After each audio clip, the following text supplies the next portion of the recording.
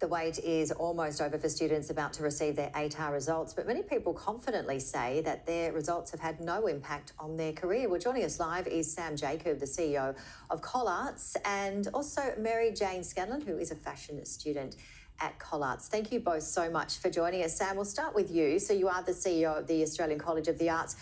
On your website, it actually says, quote, "Your ATAR does not define you." What message would you like to share to our viewers, for students and parents who are waiting for those results and might not get the marks that they were hoping for?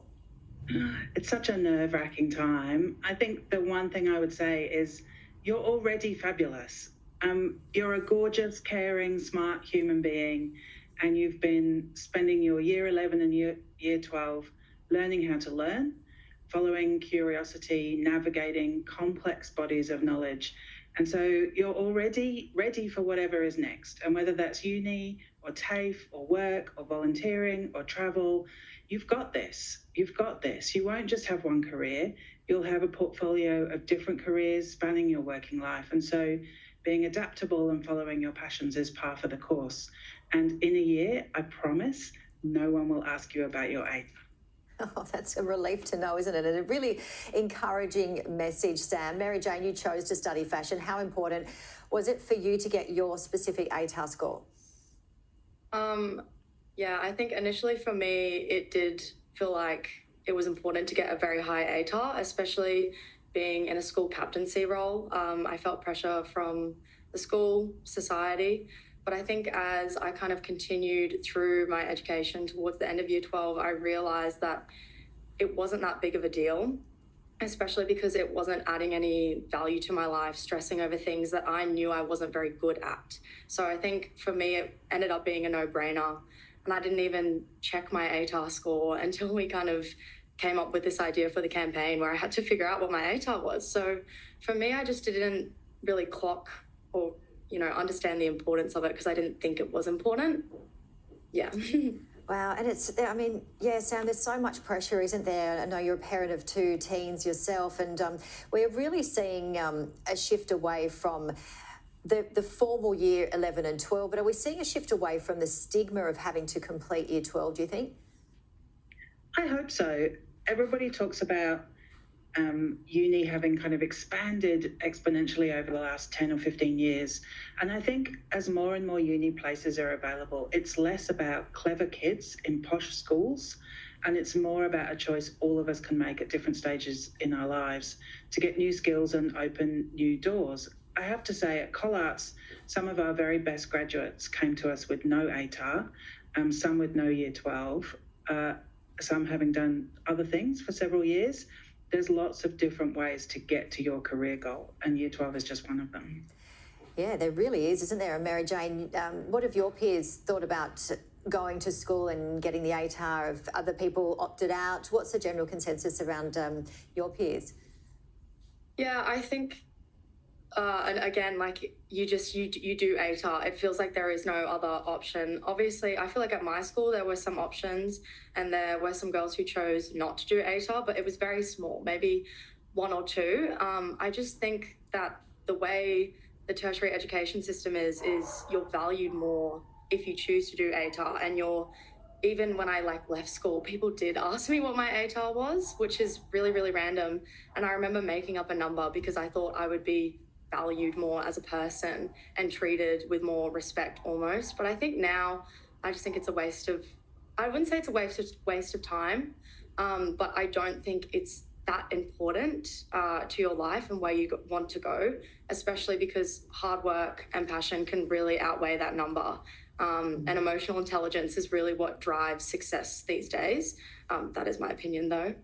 Yeah, no, it's a great opinion. And Sam, what would you like to see in the education system? I mean, we do know that if you're studying medicine, for example, you do have to get specific ATAR marks. But again, if you don't get those marks, you can go into other paths. What do you know in that space? Yeah, it's true. And I think it used to be that the rank ATAR, that R in ATAR is rank. It used to be that the person ranked highest was thought of as being the most likely to succeed. And I think even in medicine, we know that's not true anymore. And so people are looking at a wide range of evidence about the potential a student has to succeed in a particular career. You can get into uni straight from school. You can go to TAFE or a vocational provider and do a certificate course. You can work.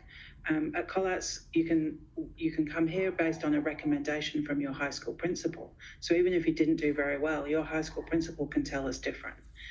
You can come on the back of sporting or performing arts achievements. You can come with an endorsement from a community elder. You can come with a track record of community engagement. And no one group does better than another group here at Collards. Find the right course at the right provider and keep learning. And Mary Jane made a good point about emotional intelligence. We hear that those sort of words being spoken a lot about, and also more and more people being diagnosed with neurodivergence and so forth. So we're not all suited to the one classroom, are we? But that certainly doesn't mean that somebody is not intelligent because they don't fit that particular classroom. So would you like to see, Sam, any more changes to the education system regarding the way we learn? I absolutely would, because I think you're right. I think the ATAR system, years 11 and 12, is a system designed to see certain people succeed, and good on them. Work hard, do year 12, do your best. But if you don't succeed in that traditional system, it doesn't mean that you're not going to succeed in your career and in life. We have heaps of neurodiverse students here, heaps of other kind of non-traditional learners, and we try and make our education process change, not the student. And so we're learning what it means to have neurodiverse teachers and neurodiverse students, what it means to have small class sizes, lots of different experiential learning, not everything written, not everything, in essay format. Students here are making films and playing in bands and producing fabulous animations, and it's awesome to see a diverse range of students succeed. And I think some schools are starting to do that too, which is great. And Mary Jane, anything you would like to see in terms of changes in the education system? Oh, definitely. I think that the way the tertiary education system is set up is there's just one way to learn. You sit and a lecturer stands there and lectures you. And for some people it works, but I know for me it doesn't. I think as we continue to understand humans, just in general, when it comes to learning, there's auditory learning, there's visual learning, kinesthetic. There are so many different ways that people can digest information that I don't think we need to have this one way that we learn. And I think that's why I ended up changing to Collards, because it's this small community of people that you can learn from and grow from. And for me, it just worked so well. And I can really see myself developing as a designer, my identity, but not only that, my own personal identity, which I think as someone in their young 20s, you really gravel with all the time, what your identity is. So I think it's really nice having this space where I can be myself and not feel judged and actually feel like I'm succeeding, because there's a different way there's a different view of success. It's very empowering, to be honest. Beautifully said. Got to wrap it up, but Sam, Mary Jane, thank you both so much for joining us. Really appreciate you joining us on Sky News today. Thank you. Thank you. A vigil has been